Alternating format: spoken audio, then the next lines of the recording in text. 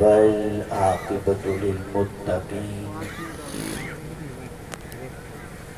والصلاة والسلام على سيد الأنبياء والمرسلين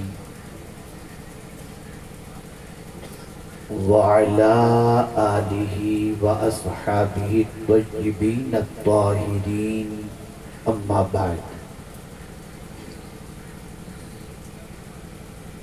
فأعوذ بالله من الشيطان الرجيم بسم الله الرحمن الرحيم إذ حضر يعقوب الموت إذ قال لبنيه ما تعبدون من بعدي قالوا نعبد إلهك وإله آبائك إبراهيم وإسماعيل وإسحاق إلها واحدا ونحن له مسلمون صدق اللہ العظیم۔ قابل قدر علماء ذوی الاحترام، بالخصوص محب گرامی حضرت مولانا سید امین القادری صاحب، حاضرین و ناظرین، السلام علیکم ورحمۃ اللہ وبرکاتہ۔ جس آیہ کریمہ کی تلاوت کا میں نے شرف حاصل کیا، اس سے متعلق کچھ معروضات پیش کرنے سے پہلے آقا کریم رؤوف الرحیم علیہ التحیۃ والتسلیم کی بارگاہ بے کس پناہ میں جس طریقے سے میں پڑھا ہوں، عقیدت و محبت میں ڈوب کر اسی طریقے سے درود و سلام کا نذرانہ پیش کریں۔ الصلاة والسلام علیکہ یا رسول اللہ، الصلاة والسلام علیکہ یا رسول اللہ، الصلاة والسلام علیکہ یا حبیب اللہ، الصلاة والسلام علیکہ یا حبیب اللہ، الصلاة والسلام علیکہ یا نبی اللہ، الصلاة والسلام علیکہ یا الصلاة والسلام علیکہ یا نور اللہ، وعلی آلک و اصحابک یا حبیب اللہ، صلی اللہ تعالی علیہ وآلہ وسلم۔ صلی اللہ تعالی علیہ وآلہ وسلم۔ میرے پیارے آقا صلی اللہ تعالی علیہ وسلم کے پیارے دیوانوں، اس وقت امت مسلمہ جس امتحان کی وادی سے گزر رہی ہے، اس کا ادراک، اس کا احساس کم علموں کو کم، زیادہ علم والوں کو زیادہ ہے۔ ہم سے جو چیز لوٹی جا رہی ہے اور جو چیز ہماری زندگی سے چھینی جا رہی ہے اور لاشعوری طور پر مسلمان اپنی اس قیمتی چیز کو اپنی زندگی سے رخصت کرنے میں لگا ہے، اسے نہ اس کے بارے میں احساس ہے، نہ فکر ہے، اور نہ اس کے بارے میں وہ سوچتا ہے۔ میں آپ کو سمجھاؤں گا تو بات اچھی طرح سمجھ میں آ جائے گی، اور امام حسین رضی اللہ تعالیٰ عنہ جو کربلا میں سب کچھ قربان کیے، اس کا مقصد بھی انشاءاللہ آپ کی سمجھ میں آ جائے گا۔ میں ایک سوال آپ سے پوچھتا ہوں، آپ ٹرین میں سفر کرتے ہیں، آپ کی جیب میں اگر 10 روپیہ ہے اور آپ ٹرین میں سفر کرتے ہیں تو آپ کیسے بھی کروٹ بدل کے سو جائیں گے، آپ کو کوئی فکر نہیں ہوگی، اور بیگ کے اندر بھی اگر آپ کے 10 20 25 روپے پڑے ہیں تو بیگ کی بھی آپ کو فکر نہیں ہوگی، سو جائیں گے آرام سے۔ لیکن اگر آپ کی جیب میں یا آپ کے بیگ کے اندر 5 لاکھ روپے موجود ہوں تو جب آپ ٹرین میں کروٹ لیں گے نا، تو بار بار ہاتھ لگائیں گے، پیسہ تو ہے نا۔ آپ بیگ کو چیک کریں گے، جس بیگ کے اندر پیسہ ہے، پیسہ تو ہے نا، کوئی اٹھا کے تو نہیں لے گیا۔ بلکہ تھوڑا سا آگے بڑھ کر کے عرض کروں تو غلط نہ ہوگا کہ آپ اطمینان سے سو بھی نہیں پائیں گے۔ مجھے جواب دیجئے، میں آپ کی ذہنی سطح کو سامنے رکھتے ہوئے بات کر رہا ہوں تاکہ آپ سمجھ سکیں۔ مجھے یہ بتائیے 5 لاکھ روپے لے کر کے آپ سفر کر رہے ہوں، آپ کو چین کی نیند آئے گی؟ جواب دیجئے نا۔ آپ کو فکر یہی تو ہوگی کوئی لوٹ نہ لے، کوئی بیگ چوری نہ کر لے، کوئی جیب کاٹ نہ لے۔ لیکن اگر آپ کی جیب میں 20 25 50 روپے ہوں تو آپ کو کوئی فکر نہیں ہوگی۔ ہمارا حال ایمان کے سلسلے میں وہی ہو چکا کہ ہم نے ایمان کو 20 25 روپے کی اہمیت دی، اس لیے بالکل بے خوف سو رہے ہیں۔ احساس ہی نہیں کہ دنیا ہماری زندگی سے ایمان چھیننے کی کوشش کر رہی ہے۔ لیکن امام حسین جانتے تھے کہ میرے نانا کی امت اس ایمان کی قدر کو نہیں جانے گی، میرے نانا کی امت دین کی اہمیت کو نہیں سمجھے گی، میرے نانا کی امت گناہوں کے دلدل میں ڈوب جائے گی، میرے نانا کی امت کے دل و دماغ کے اندر ایمان کی قدر و قیمت گھٹ جائے گی۔ تو پھر امام حسین نے اس ایمان کی قدر و قیمت اور اسلام کی قدر و قیمت بچانے کے لیے اپنا سب کچھ لٹا دیا، تاکہ جب بھی ان کی یاد کی محفل سجائی جائے تو انسان کا ایمان اس کے سینے کے اندر روشنی کی طرح جگمگانے لگ جائے۔ میرے پیارے آقا صلی اللہ تعالی علیہ وسلم کے پیارے دیوانوں، کربلا میں امام حسین اپنا دین، اپنے دین پر عمل کا جہاں تک مسئلہ ہے تو میں اکثر کہا کرتا ہوں، دنیا میں لوگوں کو ڈگری امتحان کے بعد ملتی ہے، امتحان سے پہلے کسی کو ڈگری نہیں ملا کرتی۔ پہلے امتحان دو، نتیجہ آئے گا، پھر آپ کو ڈگری ملے گی کہ پاس ہوئی یا فیل۔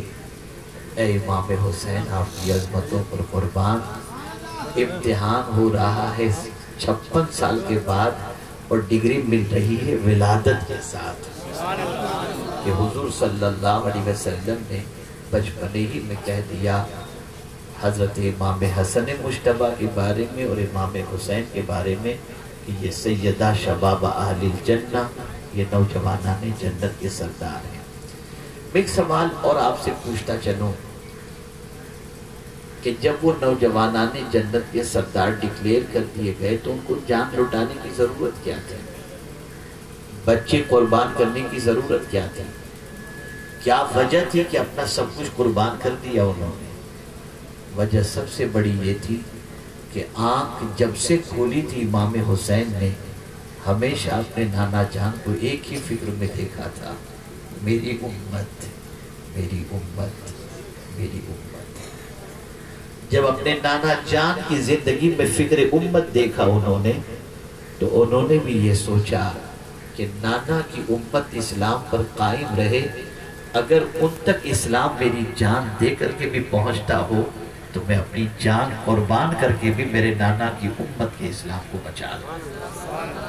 لیکن کتنے تعجب کی بات ہے کہ ایک باپ اپنے بیٹے کو تو نصیحت کرتا ہے، بیٹے بڑی مشکل سے مکان بنایا ہے، اسے برباد مت کرنا، دکان بنائی ہے برباد مت کرنا، پیسہ کمایا ہے برباد مت کرنا، لیکن کوئی اپنی اولاد سے یہ کہنے کے لیے تیار نہیں ہے بیٹا اسلام ہی پر قائم رہنا اور اسلام ہی پر مرنا۔ یہ پیغام کربلا سے امام حسین اپنے نانا کی ساری امت کو پیش کر رہے ہیں کہ دیکھو رسول اعظم صلی اللہ علیہ وسلم کو سب سے زیادہ فکر اس بات کی تھی کہ ہم اسلام پر زندہ رہیں اور اسلام ہی پر اس دنیا سے جائیں، تاکہ ہماری دنیا بھی بہتر بن جائے اور ہماری آخرت بھی بہتر بن جائے۔ لیکن میرے پیارے آقا صلی اللہ تعالی علیہ وسلم کے پیارے دیوانوں، ہم نے اسلام ہلکے سے لیا، اسلام کو معمولی سمجھا، اسلام کی کوئی اہمیت نہیں سمجھی۔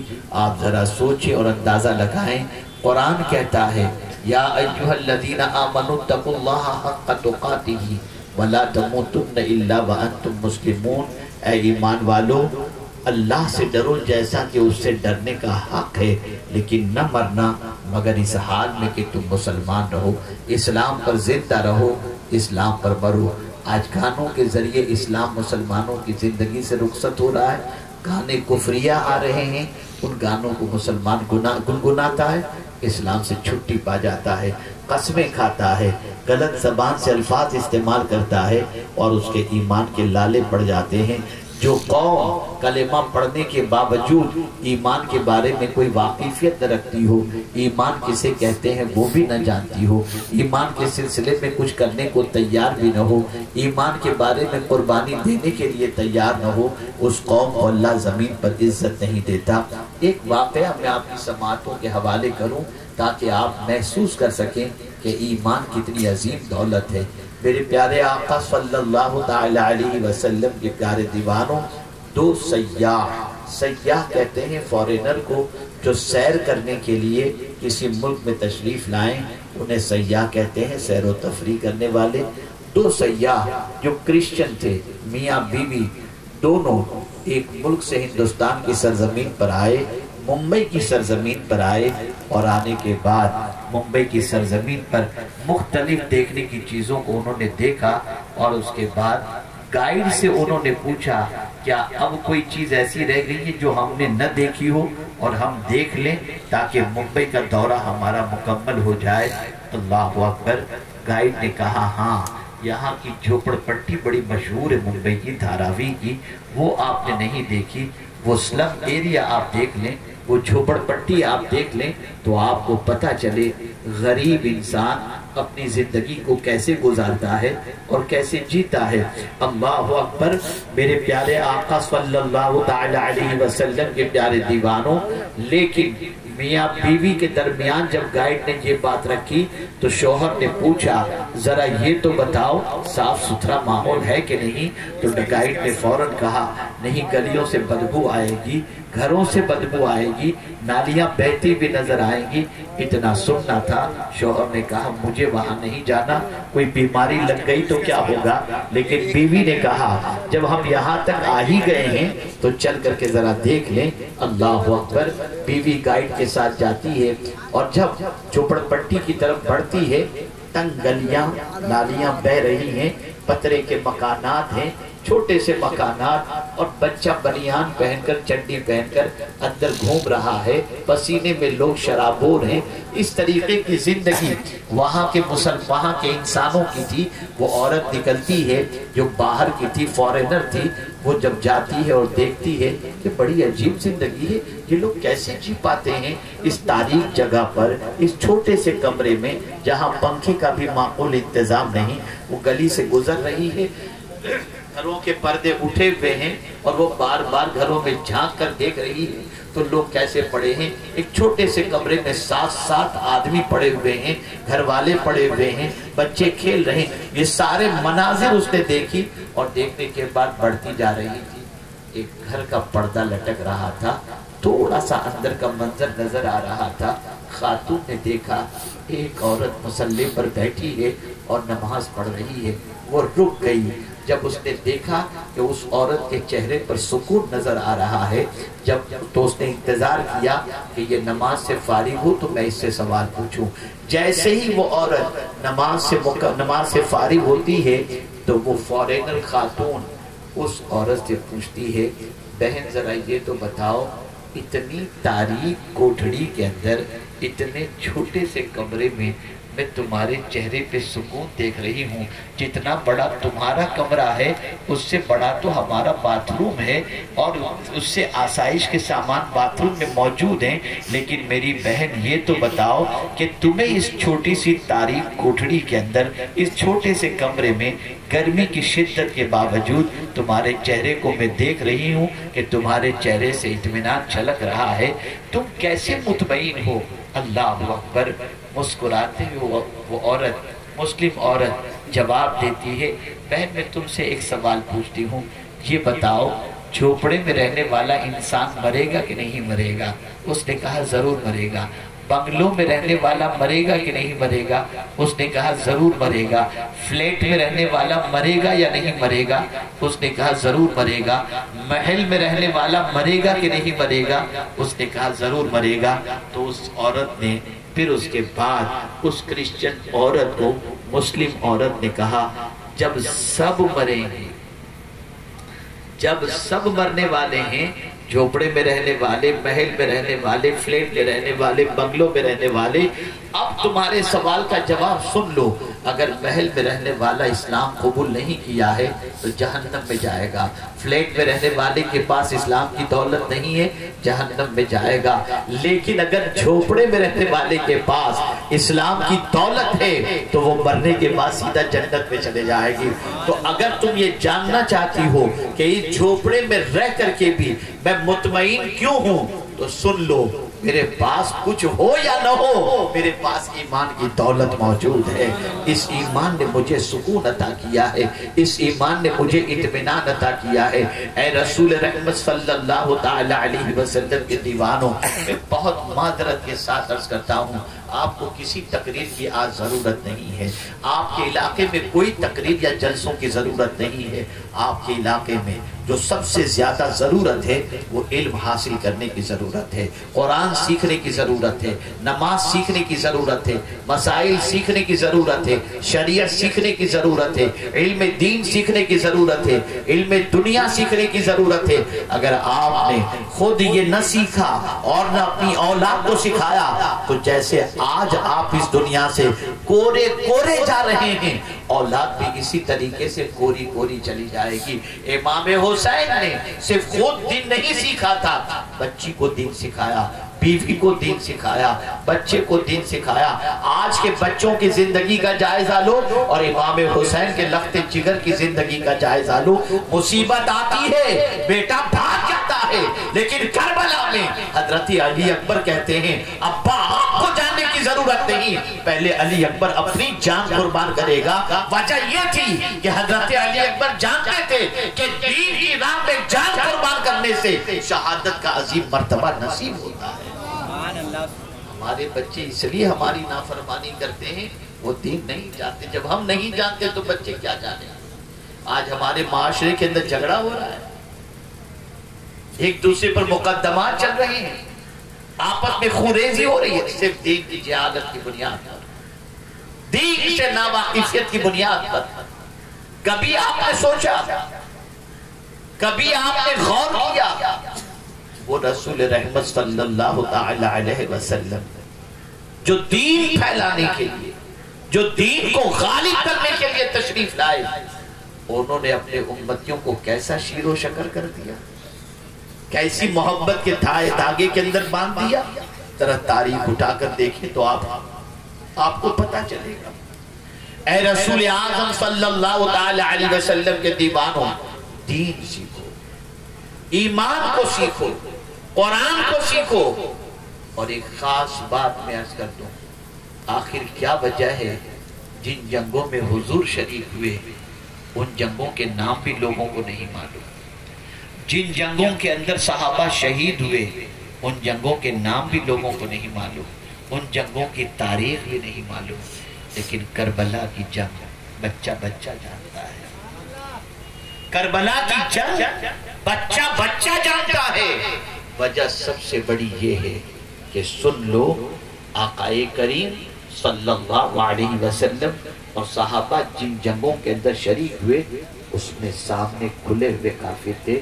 امام حسین کے مقابلے میں جو لوگ تھے وہ کلمہ بھی پڑھتے تھے، وہ نماز بھی پڑھتے تھے، आले रसूल पर दुरूद भी पढ़ते थे, सब कुछ करते थे, फिर भी इमाम हुसैन के मुकाबले के लिए आए तो अल्लाह कयामत तक के लिए एक मिजाज अपने बंदों को देना चाहता है, और वो ये है, हर नमाज पढ़ने वाले पर भरोसा मत करना, हर कलिमा पढ़ने वाले पर भरोसा मत करना।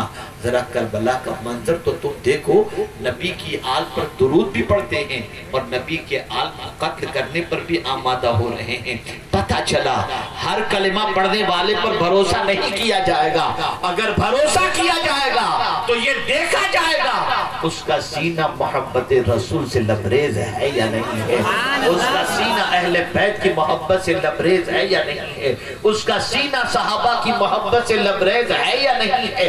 अगर नहीं तो कलिमा पढ़ने से भी कोई किसी के ऊपर एतबार नहीं किया जा सकता। हम समझ नहीं रहे, हम बहुत सख्त इम्तिहान हैं मुसलमानों, बहुत सख्त इम्तिहान। आपको एहसास नहीं, गोश्त मछली खाकर, अच्छे कपड़े पहनकर, ईद की नमाज को जाकर हमने समझ लिया कि हम बहुत बड़े मुसलमान हैं। क्या जानते हो इस्लाम के बारे में? क्या जानते हो? क्या कभी सीखने की कोशिश किया क्या? कभी जानने की कोशिश किया क्या?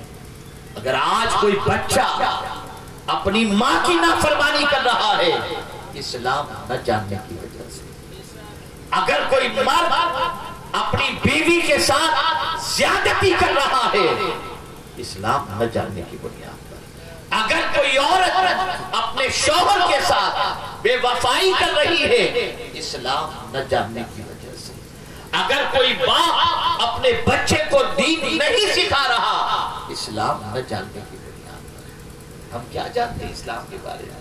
खाना पीना बस, गोश्त मछली खाओ, मौज करो, इसके अलावा क्या जानते हैं इस्लाम के बारे में? और कभी जलसा हो जाए तो हु हा धम पछाड़ कर दिया, बस खत्म। इसके अलावा क्या है? क्या सीखा? क्या जानते हो इस्लाम के बारे में? क्या जानते हो अल्लाह के रसूल सल्लल्लाहु अलैहि वसल्लम के बारे में? क्या जानते हो कुरान के बारे में? अरे मियां, जब कुरान पढ़ना ही नहीं जानते तो कुरान के बारे में क्या कभी सीखने की आपने कोशिश की? क्या कभी आपने तगोदो की इसके सिलसिले में? क्या कभी कुर्बानियां दी आपने इस सिलसिले में? आज का अगर नौजवान रात की तारीकी में गंदी पिक्चरें देख रहा है इस्लाम न जानने की बुनियाद है। अगर आज का जवान आवारगी की दहलीज पर कदम रख रहा है इस्लाम न जानने की बुनियाद पर। बड़ा अच्छा दावा है कि हम हुसैनी हैं, जिंदगी पूरी लाशऊरी तौर पर यजीद के तरीके पर गुजर रही हो और दावा हो रहा इमाम हुसैन की मोहब्बत का। यजीद शराबी था, यजीद जानी था, यजीद बेनमाजी था, यजीद अय्याश था, यजीद औबाश था, हुसैन नमाजी थे, हुसैन गुनाहों को रोकने वाले थे, हुसैन कुरान की तिलावत करने वाले थे। अब ऐ इमाम हुसैन के नाम पर आज के इस प्रोग्राम में आने वालों, मैं तुमसे सवाल पूछता हूँ, जरा किरदार से बताओ तो सही, क्या तुम्हारी जिंदगी में हुसैन का किरदार नजर आ रहा है? फिर ये जलसा मुनाकिद करने की वजह, इस जलसे में आए क्यों हो तुम? क्या मकसद है यहाँ पर आने का? अगर मकसद सिर्फ भीड़ बढ़ाना और सिर्फ मकसद शरीक हो जाना है तो ऐसे आने से कोई फायदा नहीं। आओ जरूर इन जलसों में आओ। इन जलसों का मकसद ये है ताकि किरदारे हुसैन को सुनो और सुनने के बाद उनके नक्शे कदम पर चलने का हौसला अपने अंदर पैदा करो। आप जरा सोचो, जरा गौर करो, अल्लाहु अकबर, 22,000 के लश्कर ने चाहा हुसैन के कदम इस्लाम से डगमगा जाएं, लेकिन वो अपनी ताकत के बलबूते पर हुसैन को अपने मौक़िफ़ से हटाने की कोशिश करने के बावजूद इमाम हुसैन को न हटा सके। कायम रहे इमाम हुसैन अपने मौक़िफ़ पर और बता दिया, जिन हाथों ने मुस्तफा का हाथ थामा हो वो हाथ कभी यजीद के हाथ में नहीं दिया। हाथ मामूली हाथ।